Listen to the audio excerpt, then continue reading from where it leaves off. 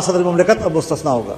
آج تک وہ بدعنوانی کے کیسز میں جیلوں میں رہا, مقدمات بھگتا رہا, اور ایک دم سے وہ صادق الامین بن گیا, اور اب زندگی بھر اس کے خلاف کیس نہیں کیا جا سکے. حالانکہ جو آدمی زندگی میں جرم کرتا رہا ہو اس کا تو نام تھانے میں لکھا جاتا ہے, وہ بستر ڈے میں لکھا جاتا ہے, تاکہ نگرانی میں تو رہے.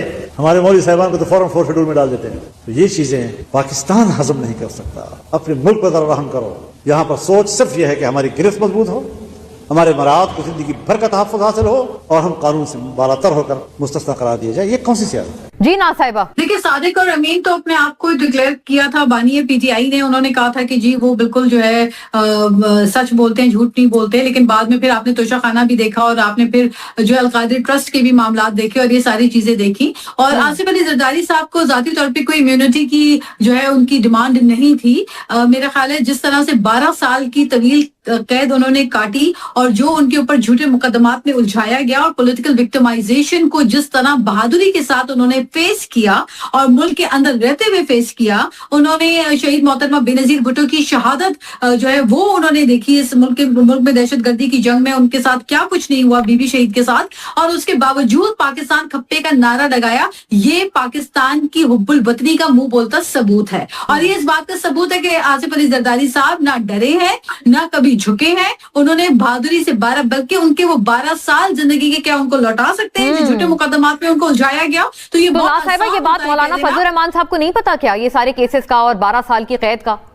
یہ بڑی تعجب کی بات ہے, اور بہت ہی افسوس کی بات ہے. یہی تو مسئلہ ہے. بی بی شہید نے چارٹر آف ڈیموکریسی کی بات کیوں کی تھی, جس کی آج پاکستان پیپلز پارٹی جو ہے اس کو آگے بڑھا رہی ہے, چارٹر آف ڈیموکریسی کی اس سوچ کو. دیکھیں, جب سیاستدان ایک دوسرے کے اوپر جھوٹے باتیں کر کے, تنقید کر کے, اور سیاستدان ہی ایک دوسرے کے دشمن بن جائیں گے, تو اس ملک کا پارلیمانی نظام کیسے چلے گا؟ اپوزیشن کا اپنا ایک کردار ہے, اور وہ اپنا مثبت کردار ادا کرے. جہاں پہ انپٹ ہے, لیجسلیشن ہے, قانون سازی ہے, بہتر پاکستان کے لیے اقدامات کرنے کی, لیجسلیشن کی, قانون سازی کی بات ہو, اس میں ہر کوئی اپنا انپٹ دے.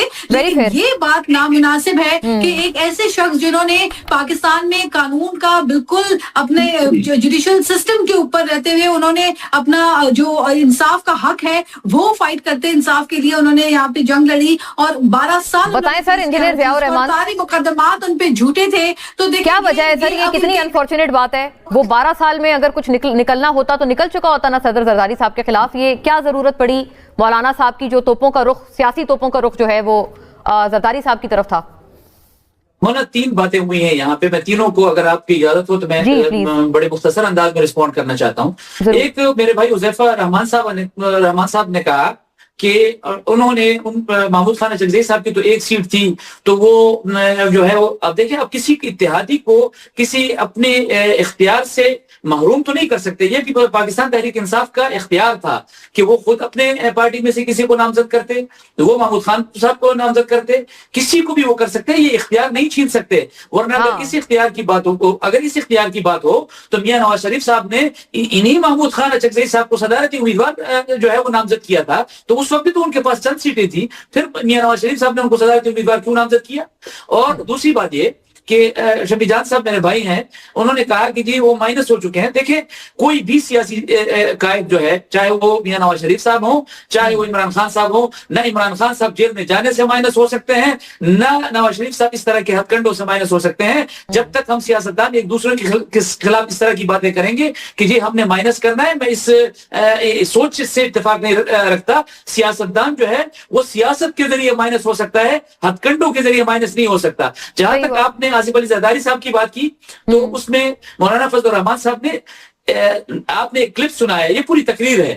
مولانا فضل الرحمان صاحب نے نظام کو ٹارگٹ کیا ہے کہ یہ پاکستان میں عجیب نظام ہے کہ اس نظام میں آصف علی زرداری صاحب وہ یا تو 12 سال قید گزارتے ہیں, وہ جو ہے ان پر کرپشن کے مقدمات آتے ہیں, اور یا پھر اگلے دن آپ آنکھیں کھولتے ہیں تو پھر وہ ان کو جو ہے لائف ٹائم امیونٹی مل جاتی ہے.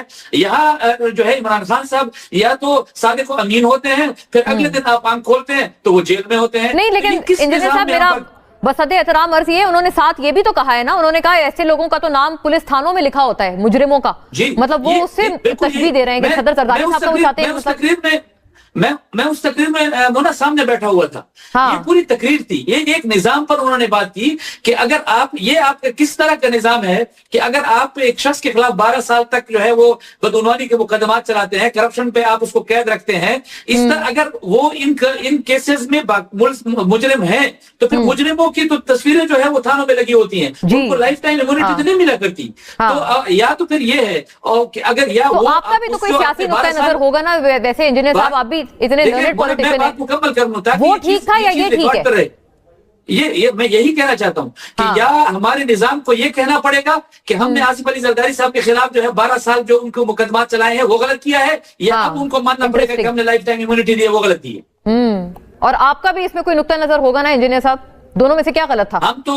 हम तो बिल्कुल उस वक्त भी जब आसिफ अली जरदारी साहब जो है वो उनको कैदबंद की सहूलतें बर्दाश्त करना पड़ रही थी, उस वक्त भी हमने कहा था कि इनके खिलाफ सियासी मुकदमात बने। Very fair. आप सियासी आप इमरान खान के खिलाफ सियासी मुकदमात बनाएंगे, आप नवाज शरीफ साहब के खिलाफ सियासी मुकदमात बनाएंगे, आप आसिफ अली जरदारी के खिलाफ सियासी मुकदमात बनाएंगे, जमीयत उलमा इस्लाम खत्म। यानी आपने बड़ा क्लियर कट कैटेगोरिकली अपने सवाल का जवाब फरमाया कि आप समझते हैं कि वो जो चीजें थी वो उस वक्त के मुकदमात और वो सब सदर जरदारी के खिलाफ